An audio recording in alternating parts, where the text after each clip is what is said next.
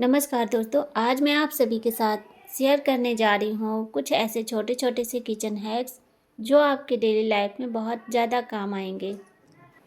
तो अब यहाँ पर मैं सबसे पहला जो आइडिया है वो शेयर करने जा रही हूँ। तो जैसे कि हमारे घर में जो मोजे पड़े होते हैं ना, कुछ मोजे ऐसे हैं कि एक जोड़ी में से एक गुम हो जाता है तो एक बचता है, या फिर कोई आपके पास ऐसे पड़े हों तो एक ले लीजिए। मोजा साफ़ सुथरा होना चाहिए, ना कि वो बिना गंदा धुला हुआ। एक साबुन का टुकड़ा ले ली हूँ। साबुन जब छोटे हो जाते तो इनको कोई भी इस्तेमाल नहीं करते हैं, बच्चे लोग बड़े लोग कोई भी नहीं, और ये पड़े रहते हैं इधर उधर। तो अब इनमें मैंने इस तरह से इसके ऊपर थोड़ा सा टेल्कम पाउडर डालकर और इस तरह से मोजे को वापस से खोल दिया है। अब क्या करना है, इस तरह से पहले तो आप चाहे फोल्ड कर लें, उसके बाद में इसके ऊपर रबड़ बैंड लगा दें, और नहीं रहे रबड़ बैंड तो इस तरह से एक गांठ लगा दीजिए। और इसके बाद आगे क्या करना है, इस मोजे को हम रखने जा रहे हैं अपनी अलमारी के अंदर। दोस्तों, जब अलमारी या बक्से में कपड़े ज़्यादा दिन रखे रहते हैं तो उसमें एक प्रकार से बहुत गंदी सी बदबू आने लगती है। ज़्यादा दिन कपड़े रखे रहते हैं जिसकी वजह से, और कुछ छोटे छोटे से कीड़े मकोड़े भी हो जाते हैं। तो देखिए, अलमारी तो वैसे रोज़ डेली खोलते रहते हैं तो ऐसा नहीं है, लेकिन अगर आप ये पोटली बना के रख देंगे अपने अलमारी के अंदर तो एक बढ़िया प्यारी प्यारी सी खुशबू हमेशा ही आपके कपड़ों में बनी रहेगी। तो है ना बहुत ही कमाल का आइडिया। चलिए अब देख लेते हैं अगला आइडिया।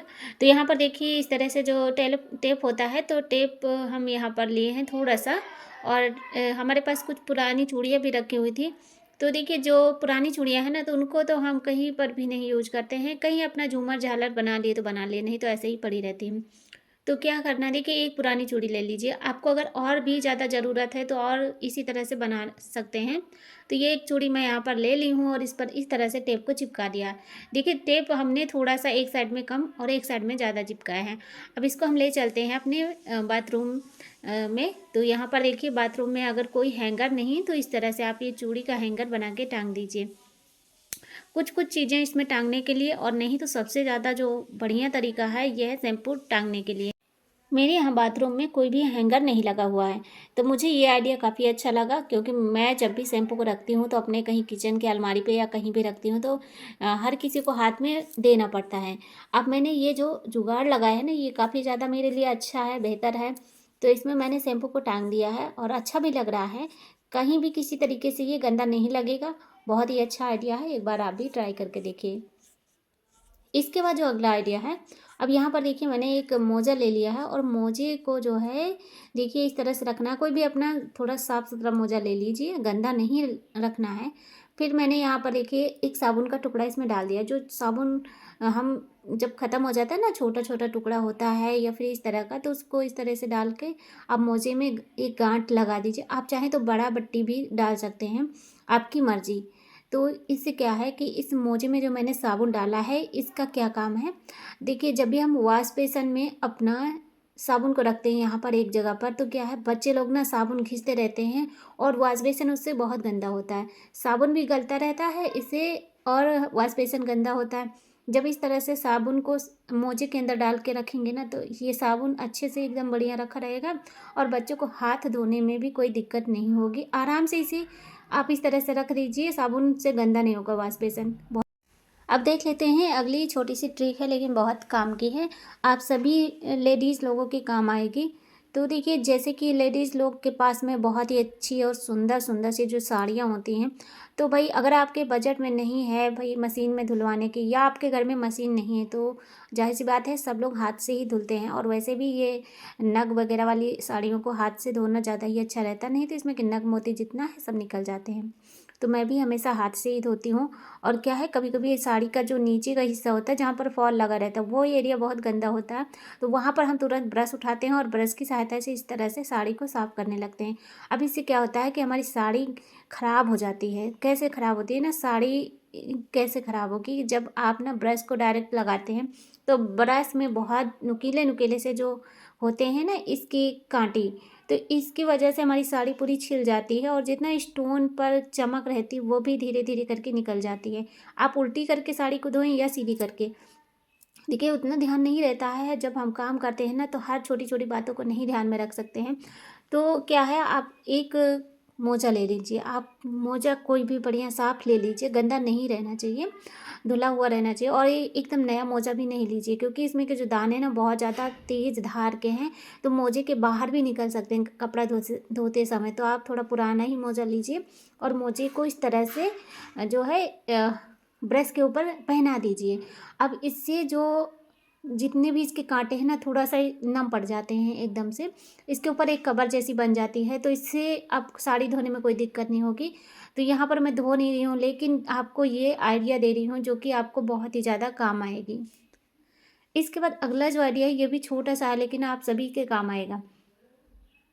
देखिए, जो हमारे घर में ना कंघी होती हैं, हम सभी लोग कंघी रोज़ करते हैं, और आप लोग ध्यान भी नहीं करते हैं कि कौन सी कंघी हमारी, कौन सी ये जो है बच्चों की हैं। तो सबकी कंघी अलग अलग नहीं रखते हैं हम लोग, भाई एक ही दो कंघी रहती है तो सब लोग एक ही कंघी से बाल कंघी करते हैं। तो भाई हम लोगों के यहाँ तो ऐसा ही है, आप लोगों के यहाँ अलग अलग कंघी रखते हैं या फिर एक साथ ही एक ही कंघी से सब लोग काम चलाते हैं। तो देखिए, एक कंघी से अगर आप काम चलाते हैं और जब भी कंघी गंदी हो जाती है ना, तो ध्यान नहीं करते हैं। लेकिन आप इस बात का ज़रूर ध्यान रखिए कि हफ्ते में कंघी को एक बार ज़रूर क्लीन करें। इससे क्या है कि जो भी आपके सर की मैल गंदगी है ना, वो दूसरे के सर में जाएगी ना, तो उससे बहुत आपको दिक्कत हो सकती है, आपके घर में सभी को दिक्कत हो सकती है। तो जब भी आप इस तरह से कंघी को हमेशा ही साफ़ सफाई करते रहेंगे ना, तो इससे कोई दिक्कत नहीं होगी, और कंघी में कोई भी जर्म्स बैक्टीरिया वगैरह भी नहीं चिपकते हैं। और हर किसी के भैया बहुत ज़्यादा बजट में नहीं है, हमेशा कंघी नई नई नहीं खरीद के ला सकते। तो क्या है, इस तरीके से आप जो है कंघी को हर हफ्ते क्लीन कर लीजिए, जिससे आपको फ़ायदा रहेगा। तो इस तरह से आप धूप में भी सुखा सकते हैं।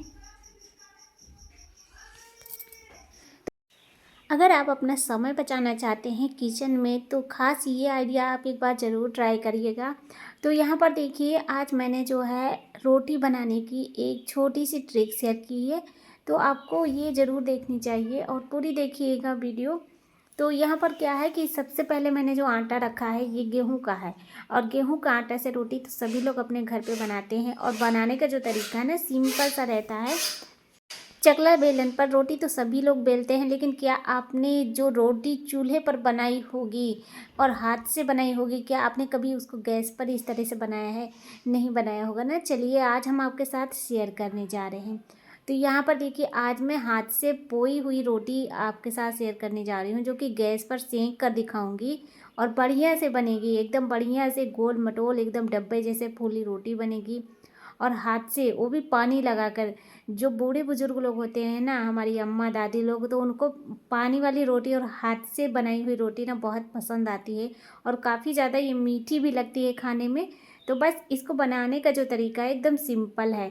बस इसको जो हम लोई लिए हैं ना, लोई को हमें समझ लीजिए कि जितना हम एक रोटी के लिए लेते हैं ना, पत्ती वाली रोटी के लिए, उससे 2 रोटी के हिसाब से इसका लोई लेना है।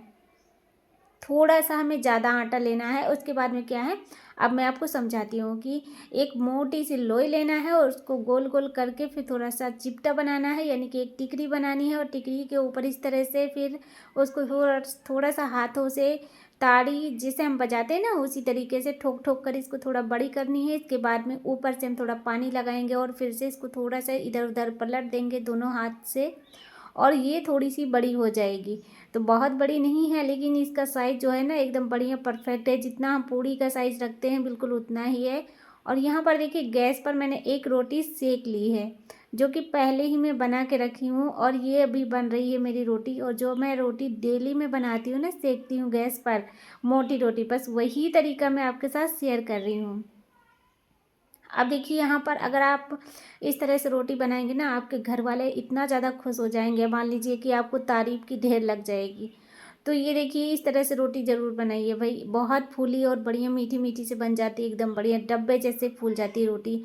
और पानी लगा के मैंने बनाया है। और जो बनाने का तरीका ना, आप ध्यान से देख लीजिएगा। अगर मेरी बातें ना समझ में आए, तो आप केवल वीडियो देखिएगा, तो इससे आपको समझ में आ जाएगा। बनाने का बहुत आसान तरीका मैं शेयर करने यहाँ पर कर रही हूँ।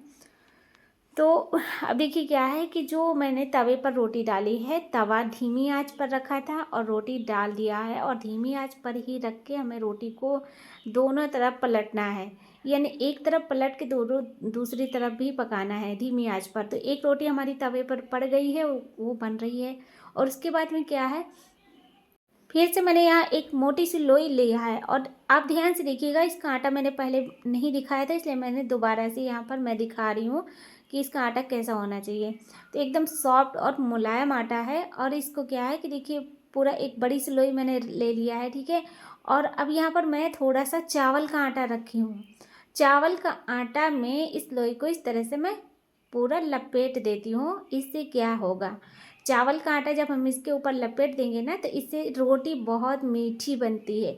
आप चाहें तो लगा लीजिए, नहीं अगर मन है तो आप गेहूं का आटा ही थोड़ा सा लगाइए। इसके बाद चकली के ऊपर रख के इस तरह से लोई को गोल करना है, फिर इसकी टिकरी बनानी है। और टिकरी को जब इतनी बड़ी हो जाए, उसको हाथ पर आप उठा लीजिए। अब मैं क्या है कि पहली रोटी बनाई थी, पहले ऐसे ही पूरा हाथ से बनाई थी, बाद में पानी लगाया था। लेकिन ये वाली जो रोटी मैं बना के दिखा रही हूँ, इसमें ना पूरा पानी शुरू से ही लगा रही हूँ। थोड़ा सा टिकरी बनाने के बाद में यहाँ पर मैं पानी लगाई हूँ कटोरी में लेकर, और हाथ पर इस तरह से रख लिया है। और इस तरह से अब मैं इसको हाथ से धीरे धीरे करके, जैसे हम ताड़ी बजाते हैं उसी तरीके से, मतलब कि इसको बनाना है। तो धीरे धीरे करके मैं जैसे जैसे इसको बनाती गई, और ये गोल बढ़िया से रोटी बन गई है। और हमने जो पहले रोटी डाली थी वो वाली सेक ली है, ठीक है। सेकने का जो तरीका ना, वो भी मैं आपको बताऊंगी, अभी देखते जाइए। फिर क्या है कि तवे पर धीमी आंच रख के तवे को गरम कर लीजिए। इसके बाद में इस तरह से रोटी को डाल दीजिए, और धीमी आंच पर ही ये रोटी पकेगी। ये देखिए, आप चाहें तो ऐसे उंगलियों को रख के हल्का सा इस तरह से ऊपर की ओर उठाएंगे। अगर रोटी पक गई है तो वो अपने आप तवे से छूट कर निकल जाएगी, और नहीं निकल रही तो थोड़ा सा इस तरीके से इसको चम्मच या चिमटे से इस तरह से निकाल लीजिए।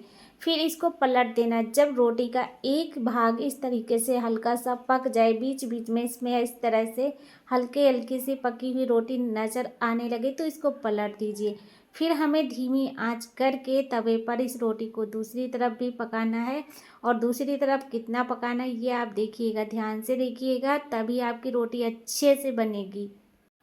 अब दूसरी तरफ का जो है रोटी सेकने का तरीका आप देख लीजिए। इतना हमें रोटी को पकाना है, यानी पहली तरफ रोटी को हल्का पकाना है, दूसरी तरफ थोड़ा सा ज़्यादा पकाना है। अब क्या है कि रोटी जो सेकने का तरीका है, पहले बार आप देखिएगा, जिस तरफ रोटी को मैंने उठाया उसी तरफ से मैं रोटी को सेक रही हूँ। फिर दोबारा से पलट दिया है। अब धीमी आंच करके इस तरह से मैं रोटी को बना ली हूँ। इस तरह से हमारी ये रोटी बनकर तैयार हो जाएगी। और अगर आप तवे पर धीमी आंच पर ये रोटी बनाएंगे ना, तो सेकने में टाइम नहीं लगेगा और अच्छे से ये पकेगी, बिल्कुल भी कच्ची नहीं रहती है। इसी तरह से हम लोग चूल्हे पर भी बनाते हैं। तो आप जान ही गए होंगे कि किस तरह से हम पानी वाली रोटी, मोटी रोटी गैस पर भी सेक सकते हैं। सरल है, आसान है। अगर आपको तरीका अच्छा लगे तो वीडियो, तो आज के लिए बस इतना ही। और आप लोगों को ये वीडियो कैसी लगी इसके बारे में एक छोटा सा कमेंट ज़रूर करना, जिससे कि मैं आपका धन्यवाद कर सकूं। और वीडियो अगर आपको पसंद आ रही तो लाइक और शेयर ज़रूर कर देना। ऐसी ही वीडियो देखने के लिए हमारे चैनल को सब्सक्राइब भी कर लीजिए।